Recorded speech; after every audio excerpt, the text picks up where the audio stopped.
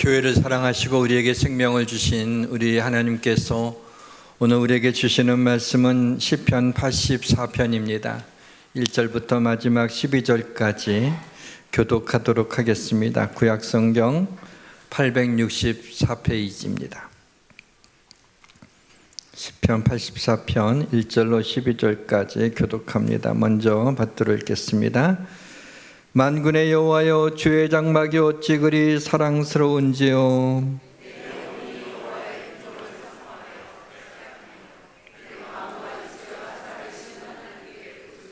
나의 왕 나의 하나님 만군의 여호와여, 주의 제단에서 참새도 제 집을 얻고 제비도 새끼들 보금자리를 얻었나이다.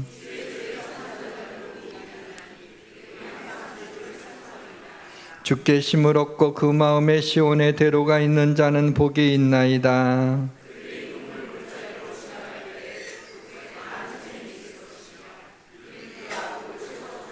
그들은 힘을 얻고 더 나아가 시온에서 하나님 앞에 각기 나타나리이다.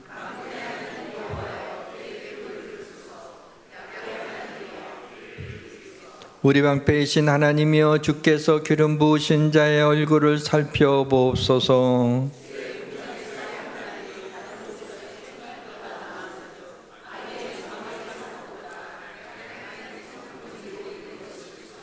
여호와 하나님은 해요 방패이시라. 여호와께서 은혜와 영화를 주시며 정직하게 행하는 자에게 좋은 것을 아끼지 아니하실 것임이니이다.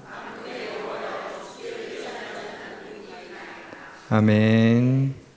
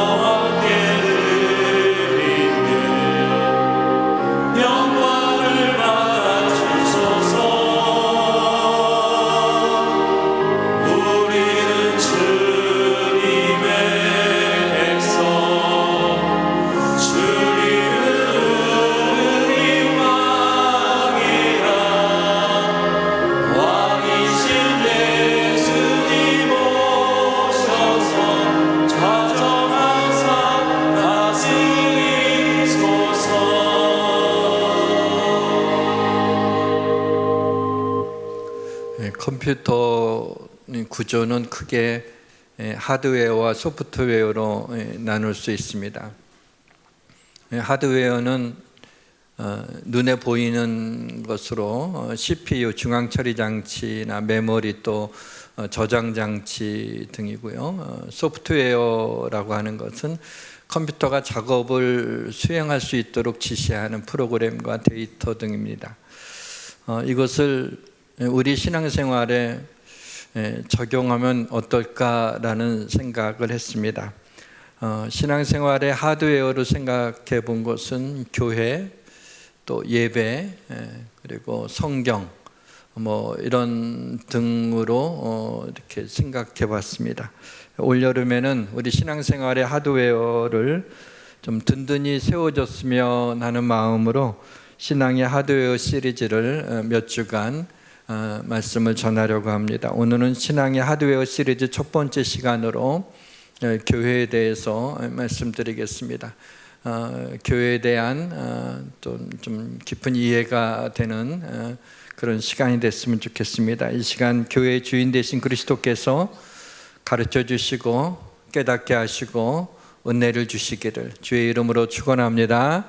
모든 것이 잘 될 것입니다. 시편은 하나님의 노래이기 때문에 전부 아름답고 귀한 그러한 말씀이지만은 시편에서 하나님의 히트곡을 한 곡만 뽑으라라고 하게 되면은 많은 사람들이 좋아하고 암송하기까지 하는 나의 여호와는 나의 목자시니라고 시작하는 시편 23편을 뽑을 수 있을 것 같습니다. 저도 굉장히 좋아하는 시편 23편은 읽기만 해도 이렇게 마음이 평화롭고 주님의 손이 이제 심장을 만지는 것 같이 느껴집니다.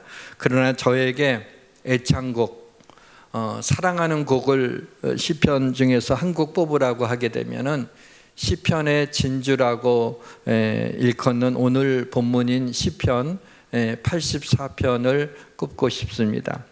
시편 84편은 어느 한 구절도 그냥 지나칠 수 없는 은혜로운 말씀으로 가득 차 있기도 하지만 무엇보다도 이 84편은 주의 장막, 여호와의 궁정, 주의 제단, 주의 집, 주의 궁정 등으로 표현한 성전, 바로 교회를 노래하고 있기 때문입니다. 아마 저는 목회자로서 평생 교회만을 생각하며 살아온 저의 인생 여정 때문인지도 모르겠습니다. 민수기 시편 84편이 위에 시제를 보면 거기 괄호 안에 고라자손이 지은 시라고 하는 그러한 표제를 볼 수가 있습니다. 민수기 16장에 고라가 그 레위 지파였는데 모세와 아론이 스팟라이트를 받으니까는 같은 레위 지파로서 나도 그만한 능력이 있는데 왜 저들만 이스라엘의 지도자로서 이 백성들을 이끌고 나가고 존경을 받아야 되는지 그게 좀 마음이 불편했습니다. 그래서 반역을 일으키죠. 그를 추종하는 세력과 함께 모세에 대해서 반역, 우리도 이스라엘 백성의 지도자가 될 수 있다. 하면서 반역을 일으키게 되는데 하나님의 진노를 삽니다. 땅이 갈라져서 땅이 그들을 삼켰다고 표현하고 있는데 아마 지진이 나서 땅속으로 다 들어가고 나중에는 그 땅속에서 불이 나와서 다 그들을 살랐다 이렇게 표현되어 있습니다. 주홍구시가 있는 그와 같은 자손이 된 것입니다. 고라가 죽고 난 후에 7세대가 지난 후에야 이렇게 한 200년이 넘게 시간이 흐른 후에야 고라 자손들이 음악가가 됩니다. 그리고 연주자들이 되죠. 그러면서 이들이 성전에 들어갈 수 있게 하나님이 허락을 하셨습니다. 그래서 이 고라 자손이 지은 시가 시편에 보게 되면 여러 편에 등장하는 것을 볼 수가 있습니다. 7세대가 지난 후에 성전에 처음 올라가게 된 이 고라 자손들이 성전에 올라가는 기쁨을 이렇게 표현하고 있습니다. 본문 1절이죠. 만군의 여호와여 주의 장막이 어찌 그리 사랑스러운지요. 그래서 고라 자손들이 벅찬 감격을 안고 주의 성전에 드디어 올라가게 되었습니다. 시편 120편부터 134편까지는 전부 다 그 표제가 성전에 올라가면서 부르는 노래 이렇게 붙어져 있습니다. 그래서 시편 122편 1절에 고라 자손의 마음을 잘 표현한 노래가 있죠. 사람이 내게 말하기를 여호와의 집에 올라가자 할 때 내가 기뻐하였도다. 사랑하는 성도 여러분, 여러분들이 주의 성전, 교회를 생각하면서 교회가 사랑스럽습니까? 어찌 그리 사랑스러운지요? 라는 고백이 나옵니까? 교회에 나올 때 여러분의 마음이 벅차고 기쁨이 여러분에게 넘치면서 교회를 향하여서 발걸음을 내딛고 있습니까? 성전에 올라간다라고 하는 이 표현은 하나님께 나아간다라고 하는 의미도 있지만 실제로 예루살렘 성전이 해발 700m가 넘는 그 높은 곳에 위치해 있기 때문에 성전에 올라간다라고 말하기도 합니다. 시편 84편과 자매장이라고 할 수 있는 시편 48편에 보게 되면은 터가 높고 아름다워, 복음성가에도 그게 나오죠. 터가 높고 아름다워 온 세계가 즐거워하며 큰 왕의 성 곧 북방에 있는 시온산이 그러하도다 라는 말씀이 나옵니다.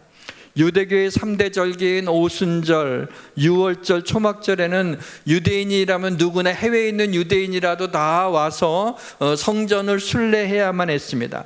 유대인들에게 있어서 이것은 그냥 의무가 아닙니다. 이 절기에 가족들과 함께 성전에 올라가는 것은 이들에게 있어서는 가장 중요한 일이고 축제와 같은 일이었던 겁니다. 저는 그 청년 때 미국 영화를 보면서 굉장히 좀 부러워한 적이 있었습니다. 한적한 시골 마을에 농장 일을 하는 그러한 어떤 평범한 미국의 한 가정이었는데 주일날 아침에 되게 되면 모든 일손을 멈추고 한 가족들이 한 5, 6명 정도 됐던 것 같아요. 애들이 좀 한 서너 명 정도 됐던 것 같은데 일어나 갖고 그 아주 부산하게 교회 갈 준비를 합니다. 서로 좋은 옷을, 가장 좋은 옷을 가져다가 옷을 입으면 나 어떠냐고 막 이렇게 하고 아주 멋지게 차려입고 이제 아빠가 먼저 나가서 마차에 타서 얘들아 빨리 나오라고 애들하고 이제 막 즐겁게 나가서 엄마 아빠는 맨 앞에 타고 그 다음에 아이들이 이제 뒤에 타서 온 가족이 하나님께 예배를 드리려고 언덕 위에 있는 그 교회를 향해서 그 마차가 가는 그 장면이 참 부러웠습니다. 그들에게 있어서 매주 주일은 축제였습니다. 영화를 보던 저도 지금까지 그 장면을 잊을 수가 없는데 하물며 주일이면 온 가족이 마차를 타고 교회에 가던 그 어린 자녀들이 장성하여서 교회를 잊을 수가 있었을까요?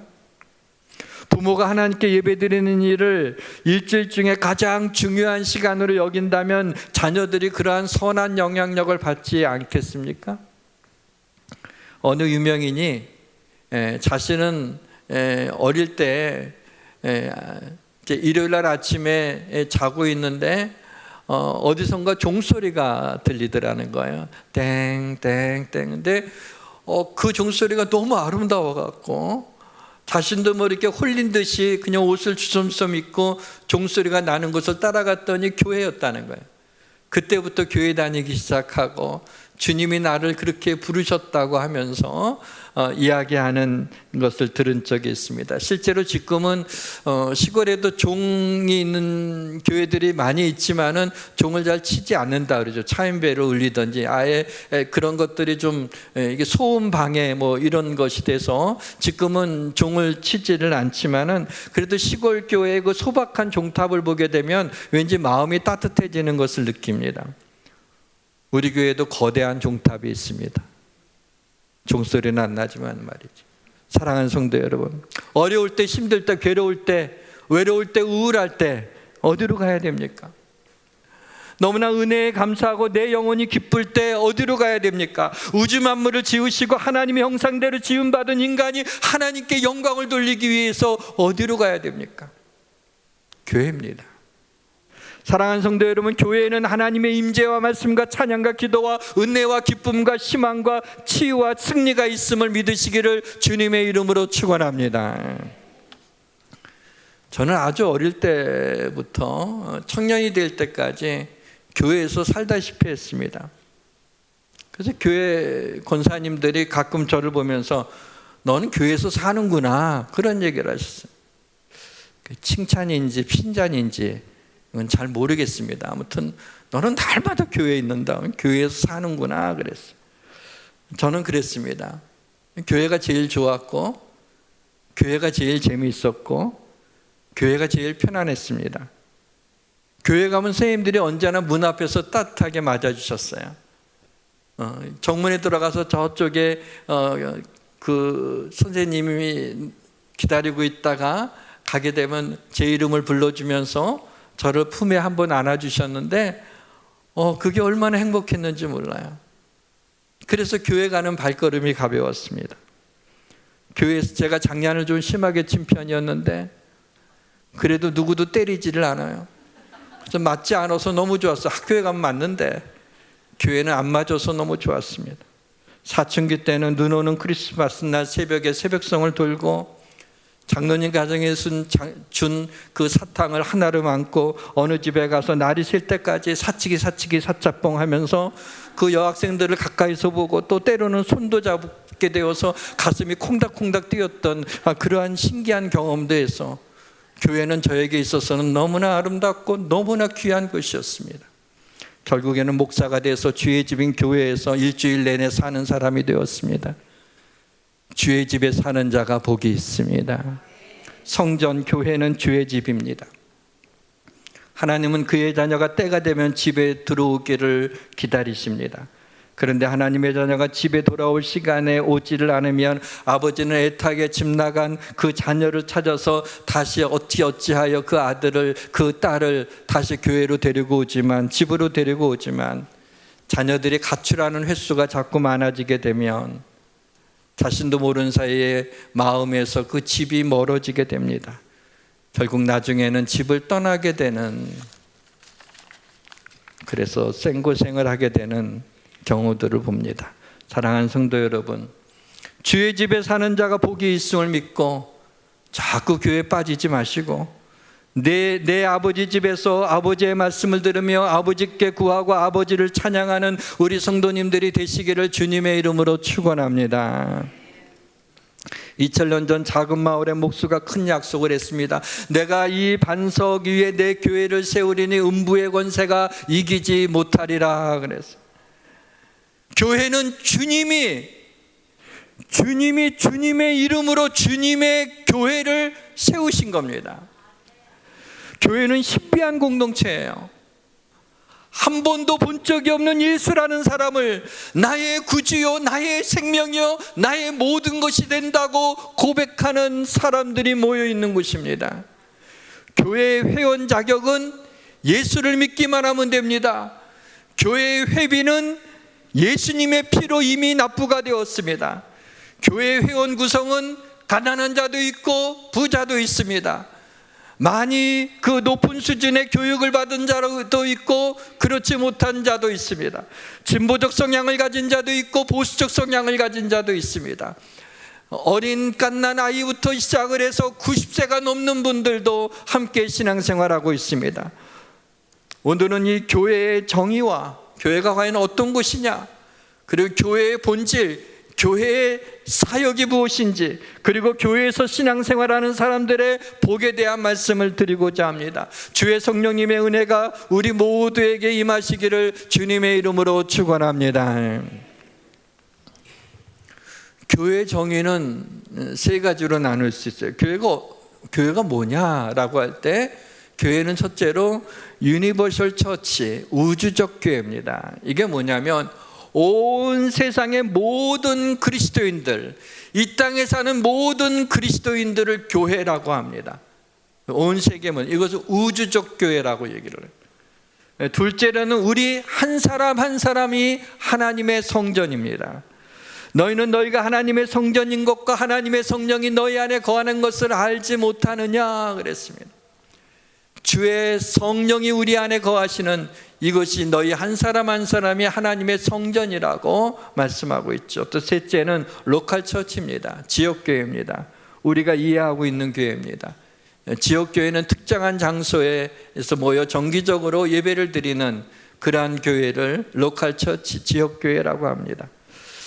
교회는 헬라어로 에클레시아입니다. 그 뜻은 하나님이 세상에서 부르셔서 부름받은 사람들의 공동체를 에클레시아 교회라고 합니다. 그러니까 여기에 여러분들이 앉아 있는 것은 어쩌다 우리 집에서 가까우니까 그냥 여기 종탑이 멋있으니까 그래서 온 것이 하나님이 이 땅에서 여러분들이 처해 있는 환경 가운데서 하나님이 부르셔서 오늘 함께 모여 여기에서 예배를 드리고 있기 때문에 이곳을 교회라고 합니다. 또 교회는 그리스도의 몸입니다. 교회는 그의 몸이니 만물 안에서 만물을 충만케 하시는 이의 충만함이라. 교회는 그리스도의 몸이에요. 그 교회의 영광이 있습니다. 교회는 허물 많은 사람들이 있고 부족한 목사가 있지만은 이 가운데 주의 성령님이 함께 하시고 하나님이 함께 하시기 때문에 주님이 값으로 우리를 사셨기 때문에 교회처럼 아름다운 곳이 없습니다. 교회는 그리스도의 몸입니다. 우리 믿는 자들이 모여 공동체를 이룰 때 그리스도의 몸인 교회가 되는 것입니다. 그래서 교회 공동체 안에서 일어나는 모든 일은 그리스도의 몸의 일입니다. 주님의 일입니다. 목사가 입으로 말씀을 전합니다. 그러나 목사의 생각을 제가 제 생각을 전한 적이 있습니까? 그렇지 않습니다. 하나님의 말씀을 전하는 것입니다. 그리스도의 혀로 말씀하고 있는 것으로 믿음으로 받으셔야 되는 겁니다.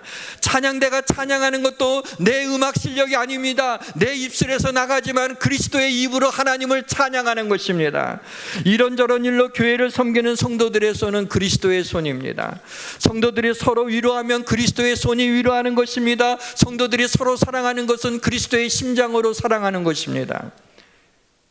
믿지 않는 자들처럼 쉽게 교회를 비판하고 비난해서는 안 됩니다. 불평하고 원망하는 것을 무서워해야 됩니다. 왜냐하면 그리스도의 몸을 비판하고 불평하는 것이기 때문입니다. 오늘 본문인 시편 84편을 기록한 고라 자손이 얼마나 그 성전을 사모했는지 2절에서 이렇게 고백을 합니다. 내 영혼이 여호와의 궁정을 사모하며 쇠약하며 내 마음과 육체가 살아계시는 하나님께 부르짖나이다 그랬어요. 얼마나 성전에 올라가고 싶은데 칠 때 그 조상으로 말미암아 하나님이 성전에 올라가는 걸 금하셨어요. 그래 너무나도 하나님의 전에 올라가고 싶었어. 어느 정도로 내 몸이 쇠약할 정도로, 병이 날 정도로 우리도 하나님 전에 올라가서 하나님을 찬양하고 하나님께 경배드리고 싶은데 그러지 못해서 여호와의 전을 사모한다고 고백하고 있는 것입니다. 얼마나 교회를, 성전을 사모했는지 절절히 느껴집니다. 그리고 이 구절에 보게 되면은 영혼도 있고 마음도 있고 육체라는 단어가 나옵니다. 하나님 앞에 나올 때 교회에서는 몸과 마음과 영혼을 다하여 전인격적으로 하나님 앞에 예배를 드리셔야 됩니다. 예배에 집중해야 돼요. 예배 때 휴대폰을 보거나 주보에 오탈자를 보느라고 열심히 공부해서는 안 됩니다. 온전히 집중해서 온전히 하나님 앞에 내 마음과 영혼과 몸을 하나님 앞에 거룩한 산제사로 드릴 수 있어야 되는 것입니다. 3절에서는 이 노래의 기자가 이렇게 말합니다. 내가 참새 그리고 제비가 부럽다고 얘기를 합니다. 참새와 제비가 홀홀 날아서 언제든지 성전 안에 들어갈 수 있는 것이, 거기에다가 둥지를 들고 있는 것이 너무나 부러웠어요. 왜냐하면 고라자손은 고라의 심판으로 말미암아 죽고 7세대가 지나는 동안에 성전에 들어갈 수가 없었기 때문에 참새를 부러워합니다. 하나님의 전에 가지 못하는 것을 얼마나 안타까워가 있는 것을 볼 수가 있습니다. 우리가 코로나 때 경험하지 않았습니까? 코로나 때 제 기억이 나네요. 성도들을 오지 말라고 하면서 제가 유튜브로 눈물을 흘렸던 적이 기억이 나요. 얼마나 속상하던지. 세상에 어떤 일이 있어도 전쟁 중에도 교회가 있는데 세상에 이런 감염병 때문에 교회 예배가 멈추어야 된다는 것이 얼마나 힘들었는지 모릅니다. 아마 이런 일이 일어날 가능성은 거의 없지만은, 만약에 북한군이 쳐들어와서 일산까지 와서 접수를 해서 교회를 폐쇄한다면 어떨까요? 다시는 교회에 나와서 예배 드릴 수 없다면, 다시는 목사도 볼 수 없고 성도들도 다시는 볼 수 없다면 어떨까요? 너무나 괴로울 것 같아요. 우리가 하나님의 전에 나오는 거 그냥 그렇게 그냥 심심하게 생각해서는 안 됩니다. 이것이 얼마나 귀한 일인지 모릅니다. 교회의 본질에 대한 말씀을 드립니다.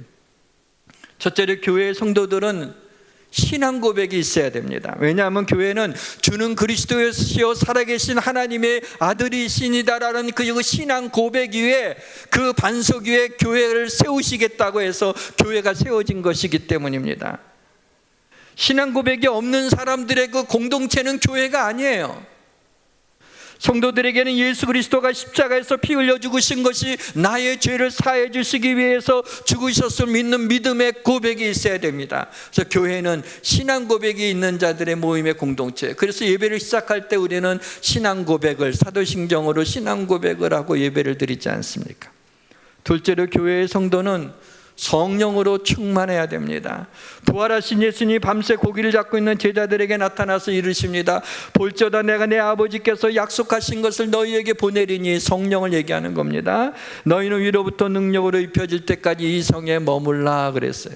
이 말씀을 붙잡고 제자들이 열흘 동안 마가의 다락방에 모여 기도에 힘쓸 때, 그곳에 있는 120명의 제자들이 모두 성령의 충만함을, 한 사람도 빠지지 않고 불의 혀같이 갈라지는 그 불덩이가 임하게 되고, 바람같이 강한 바람 같은 소리를 들으면서 주의 성령의 그 충만하게 임하게 됐습니다. 각기 다른 나라의 방언을 말하기 시작합니다. 이들에게 기쁨이 넘치기 시작합니다. 이들은 거기에 가만히 있을 수가 없었습니다. 밖으로 나가서 너희가 십자가 못 박은 예수를 하나님이 3일 만에 다시 살리셨도다 하면서 부활의 주님을 증거하면서 죽음을 두려워하지 않고 복음을 전하게 됩니다. 바로 여기에서 처음 교회가 탄생하게, 오늘날의 이러한 의미로서의 교회가 탄생하게 된 것입니다. 성령 충만한 이 제자들이 죽음을 두려워하지 않고 복음을 전하게 될 때, 오늘날 우리가 이 복음을 듣고 이 자리에 지금 이 시간 여기에 앉아 있을 수 있게 된 것입니다. 그래서 셋째로 교회는 복음을 전해야 됩니다. 지역사회로부터 시작해서 타문화권에도 복음을 전해야 됩니다. 교회를 통해서 복음이 선포되지 않는다면 교회는 교회로서의 존재 이유가 사라지게 되는 것입니다. 우리는 외국 여행을 가고 싶어서 필리핀에 선교 가는 것이 아닙니다. 그곳에 있는 영혼을 바라보면서 거기에 형식적인 가톨릭에 매몰되어 있는 그들에게 예수 그리스도, 그분이 우리의 구주가 되시다는 우리 입으로 신앙 고백을 듣기 위하여 가정마다 다니면서 우리는 전도를 하게 될 것입니다. 거기에 하나님이 역사해 주시길 원합니다. 그 영혼들이 하나님 앞에 돌아오게 되는 그러한 은혜가 있기를 원합니다. 넷째로 교회는 그리스도에게까지 자라나야 됩니다. 오직 사랑 안에서 참된 것을 하여 범사에 그에게까지 자랄지라, 그는 머리니 곧 그리스도라. 하나님께서는 여러분들이 교회 안에서 성장할 수 있도록 하나님이 계획하셨습니다. 그렇게 하나님이 플랜을 짜놓고 우리를 이 세상 가운데서 부르신 것입니다. 그래서 교회라는 공동체를 이룬 거예요. 심심해서 오는 테니스 클럽이 아닙니다. 그냥 헬스장에 가는 그런 마음으로 오는 것이 아닙니다. 여기는 하나님의 부르심이 있는 것입니다. 바로 하나님이 교회 안에서 우리의 신앙이 보호를 받고 우리의 신앙이 성장하기를 원합니다. 교회가 부흥돼서 성도들의 숫자가 많아지는 것도 중요하지만 더 중요한 것은 성도들의 신앙이 자라나야 됩니다. 신앙이 성숙해져야 됩니다. 저는 우리 성도들이 신앙이 성숙하다고 생각합니다. 정말 하나님 앞에 감사드리고 있습니다. 교회 본질에 대해서 잘 설명해 놓은 성경 구절이 있습니다. 에베소 2장에 나오는데요, 너희는 사도들과 선지자들의 터 위에 세우심을 입은 자라 그리스도께서 친히 모퉁이 돌이 되셨느니라. 그의 안에서 건물마다 서로 연결하여 주 안에서 성전이 되어가고 너희도 성령 안에서 하나님의 거하실 처소가 되기 위해 그리스도 예수 안에서 함께 지어져 가느니라. 교회의 본질을 꿰뚫는 말씀입니다. 사도들과 선지자들의 터라고 하는 사도들이 기록한 이 하나님의 말씀 신약과 선지자들을 통해서 기록되어진 이 구약의 말씀, 다시 말하면 신약과 구약 성경에서 성경 하나님의 말씀의 기초 위에, 그 터 위에 교회가 세워졌다는 것입니다. 그리스도께서 사람들한테 버림받아서 십자가 달려 죽으셨지만 그 버린 돌이 모퉁이 돌이 되었습니다. 건물이 지어지는 기초석이 되었습니다. 교회는 교회를 지으신 이도 주님이시고 교회를 세우신 이도 주님이십니다. 교회의 주인도 주님이십니다. 주님을 통하여서 우리가 같이 다 세워지게 된 것입니다. 그래서 우리 믿는 사람들이 서로 연결되어 있습니다. 성전이 되어져 가는 것입니다. 아직 완성되지 않았습니다. 성령 안에서 함께 지어져 가야 되는 것입니다. 그래서 교회는 자라나야 됩니다. 신앙이 성숙해져야 되고 교회는 자라나야 되는 것입니다. 사랑하는 성도 여러분, 성령으로 충만하고 땅끝까지 이뤄 주의 증인이 되며 서로 사랑하며 손에 손을 잡고 저 천국을 향하여 순례하는 순례자로서 성숙한 신앙을 가져서 이 세상의 빛과 소금의 역할을 감당하기를 주님의 이름으로 축원합니다. 이제는 우리 교회가 세상 사람들로부터 칭찬받았으면 좋겠습니다. 교회 다니는 사람이 부러웠으면 좋겠습니다. 저들에게 있는 비밀이 무엇인지 궁금해졌으면 좋겠습니다. 저들이 어려움 가운데서도 기뻐하면서 담대하게 살아나가며 이 땅에 좋은 일들, 좋은 선한 열매들을 맺어서 그렇게 칭찬받는 우리 한국교회가 되었으면 좋겠습니다. 본문 5절 이후에는 교회에서 신앙생활하는 사람들의 복에 대해서 말씀하고 있습니다. 첫째는 마음에 시온의 대로가 있는 자는 복이 있다. 5절에 주께 힘을 얻고 그 마음에 시온의 대로가 있는 자는 복이 있나이다. 시온의 대로가 뭘까라고 찾아보니까 히브리어로 메실라, 쌓아 올린다라는 뜻이더라고요. 여러분, 고속도로를 만들려면 어떻게 해야 돼요? 있던 자리에다가 더 쌓아 올려서 아주 넓게 편편하게 만들어서 교통신호가 없이 달려갈 수 있는 것이 고속도로가 아니겠습니까? 하나님을 만나기 위해 교회 나가는 길이 고속도로처럼 막힘이 없는 사람이 복이 있다는 것입니다.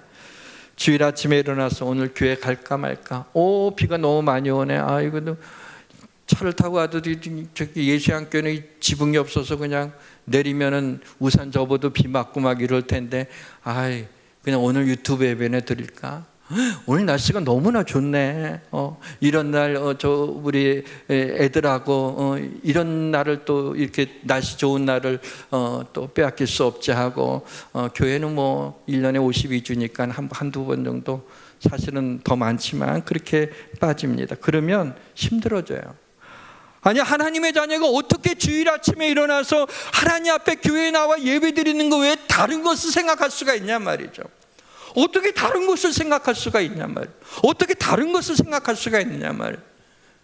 내가 목사라서 그런 건지 모르겠지만 하나님의 전에 나와 당연히 예배를 드려야죠. 사랑하는 성도 여러분, 하나님께 나아가는 길에 여러분의 상처를 입고 죄로 말미암아 도로가 파여져 있어서 가기가 힘들지 않습니까? 예수의 피로 용서함을 받고 죄 사함을 받고 예수님의 사랑으로 상처가 치유되며 마음의 시온의 대로가 펼쳐지기를 주님의 이름으로 축원합니다. 둘째는 주의 집 교회에서 받는 복은 눈물 골짜기를 지날 때 그곳에 많은 샘이 있다는 것입니다. 본문 6절과 7절에 그들이 눈물 골짜기를 지날 때 그곳에 많은 샘이 있을 것이며 이른 비가 복을 채워주나이다. 세상에서 고난을 당하면요, 고난을 당한 그 순간까지는 계속 고난이에요. 그냥 견디는 수밖에 없어요. 지나가야만 되는 거예요. 그냥 운명이라고 생각하든지 액땜을 했다고 생각하든지 그냥 뭐 어떡하겠냐라고 생각하면서 그 고난의 시간들을 다 건너가야 돼요. 그러나 하나님의 백성들은 그렇지 않습니다. 하나님의 백성은 눈물 골짜기를 지나갈 때 바로 그곳에 많은 샘이 있다는 거예요. 하나님의 위로가 있고 하나님의 사랑이 있고 하나님의 도우심이 있다는 것입니다. 그래서 그 고난이 멸하여 복이 되게 하는 놀라운 하나님의 역사가 있고 그런 것들도 합력하여 선을 이루게 하시는 하나님의 뜻을 이루시는 그런 놀라운 일들이 일어나게 된다는 것입니다. 그래서 그들은 심으로도 나아가 시온에서 하나님 앞에 각기 나타나리이다 그랬어요. 사랑하는 성도 여러분, 지금 무슨 어려운 일을 겪고 계신 분이 있습니까? 혹시 눈물 골짜기를 지나가고 계신 분들이 있습니까? 여러 가지 마음이 복잡하고 그래서 자꾸 하나님 앞에 나오는 것이, 교회에 나오는 것이 조금의 걸림이 있는 분들이 있습니까? 그곳에 많은 샘이 있을 줄 믿으시길 바랍니다. 바로 그렇게 힘들지만은, 내 삶에 어려움이 있지만은, 교회에 나가는데 어떤 걸림이 있을지 모르지만은 그것을 통해서 하나님의 은혜를 베풀어 달라고, 하나님의 터치가 임하게 해달라고, 하나님의 사랑을 느끼게 해달라고, 하나님의 은혜가 임하게 해달라고 기도하시기를 바랍니다. 지금 갈급하십니까? 안타까운 일이 있습니까? 하나님이 내려주시는 이른 비가 메마른 심령을 적셔주시고 복으로 채워주실 것을 믿으시기를 바랍니다. 셋째로, 주의 전에서 하는 기도에 하나님은 응답하십니다. 주의 전을 향하여 하는 기도에 하나님이 응답하십니다. 본문 8절에 만군의 하나님 여호와의 내 기도를 들으소서, 야곱의 하나님이여 귀를 기울이소서. 하나님, 내 기도를 들어달라고 기도하고 있어요. 어디에서? 하나님의 집에서 말이죠. 내 기도에 하나님 귀를 기울여 달라고 기도하고 있습니다. 하나님이 귀를 기울여 주시면 이미 응답된 것입니다. 열왕기상 8장 22절부터 솔로몬이 성전을 건축한 후에 하나님 앞에 봉헌 기도 드리는 장면이 나옵니다. 그 중에 한 구절입니다. 주께서 전에 말씀하시기를 내 이름이 거기 있으려 하신 곳 이 성전을 향하여 주의 눈이 주의하러 보시며 주의 종이 이곳을 향하여 비는 기도를 들으시옵소서. 하나님의 전에 우리 주님이 항상 하나님의 전을 보고 계시다는 거예요. 그 이전을 향하여 하는 기도에, 이전에서 하는 기도에 하나님이 응답해 주신다는 것을 약속하고 있는 것입니다. 넷째, 여호와 하나님은 해요 방패가 되어 주신다는 겁니다. 본문 11절과 12절입니다. 여호와 하나님은 해요 방패이시라. 여호와께서 은혜와 영화를 주시며 정직하게 행하는 자에게 좋은 것을 아끼지 아니할 것이미로다. 만군의 여호와여, 주께 의지하는 자는 복이 있나이다. 해는 빛을 비추죠. 빛이 비춰지게 되면 어두움은 나 살려라 하고 도망을 갑니다. 근심과 염려를 물리칩니다. 여호와 하나님이 우리의 해가 되십니다. 그래서 그분으로 말미암아 주님, 우리 하나님 때문에 우리의 삶의 모든 어두운 부분들이 이 시간에 물러가게 될 줄 믿습니다. 방패는 모든 위험으로부터 지켜줍니다. 하나님이 언제나 보호하십니다. 하나님이 내 방패가 되어주시면 악한 마귀가 우리를 만지지도 못하게 될 것입니다. 사랑하는 성도 여러분, 하나님은 은혜와 영화를 주시는 분입니다. 좋은 것을 아끼지 아니하시는 분이심을 믿으시기를 주님의 이름으로 축원합니다. 말씀의 문을 닫겠습니다. 이스라엘 백성들이 광야 생활할 때 밤이 되면 하나님의 언약궤, 법궤가 멈추어지게 되고 거기에다가 성막을 쳤습니다. 텐트를 치고 그것을 가운데로 중심으로 해서 이스라엘 12지파가 동서남북 3지파씩 이렇게 둘러앉아서 앉는 게 아니라 둘러서 이렇게 장막을 칩니다. 장막을 쳐서 거기서 밤을 지새우게 되죠. 유럽에 가보게 되면은 마찬가지로 가장 중심에 그 교회가 있습니다. 성당이 있죠. 그리고 거기서부터 마을이 이렇게 발전되어져 나간 것을 보게 됩니다.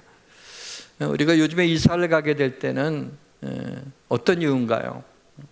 애들 교육 때문에 학군이 좋은 곳에, 집값이 어디 가게 되면 좀 많이 오를 것 같아서 교통이 좀 편한 곳에, 직장 좀 가깝고 교통이 편한 곳에, 시집에서 좀 멀리 떠난 그곳으로 또 가게, 뭐 여러 가지 이유가 있을 수 있겠죠.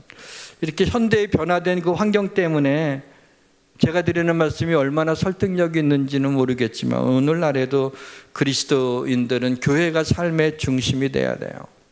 교회를 중심으로 우리의 삶의 모든 것들이 펼쳐나가. 이사하는 것, 저는 그렇다고 생각해요. 자신이 섬기고 있는, 정말 내가 여기서 신앙생활 잘 해야겠다고 생각하면 그게 중심이 돼야지. 그러다가 집값이 어디가 오른데,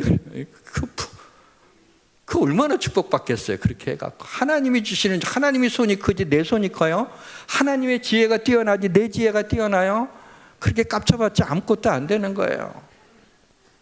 교회를 떠나서는 결코 건강한 영혼을 가질 수가 없어요. 왜냐하면 교회는 그리스도의 몸이기 때문에 그 몸에서 떠나게 되면은 다 시들어버리게 되는 거예요.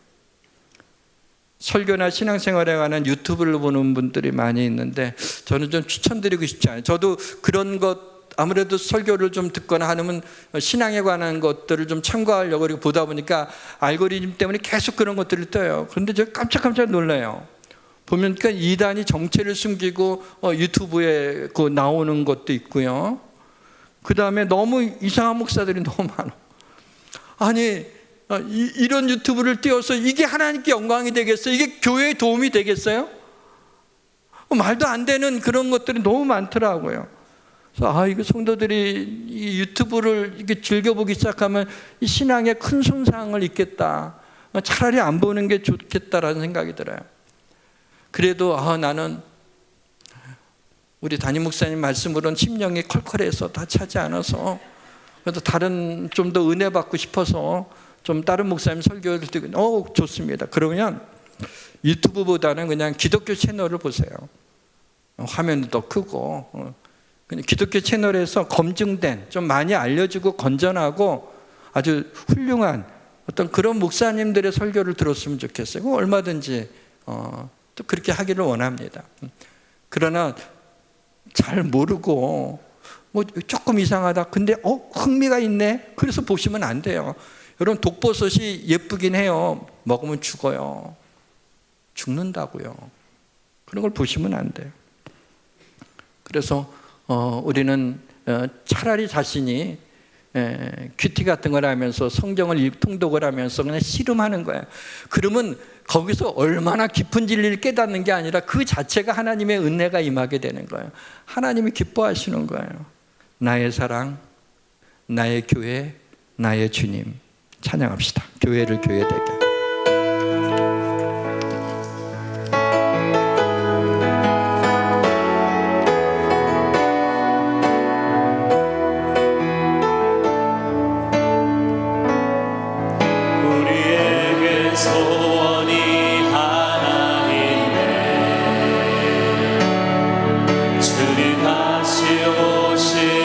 그날까지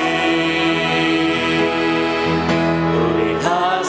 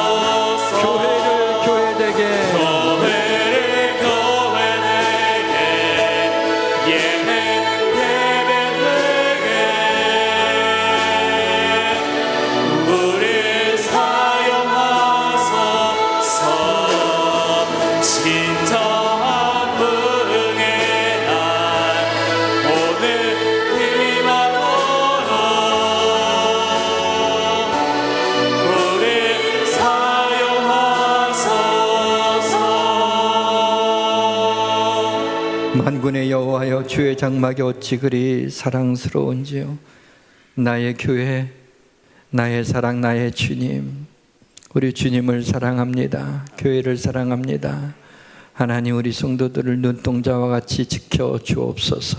예수님의 이름으로 기도합니다. 아멘.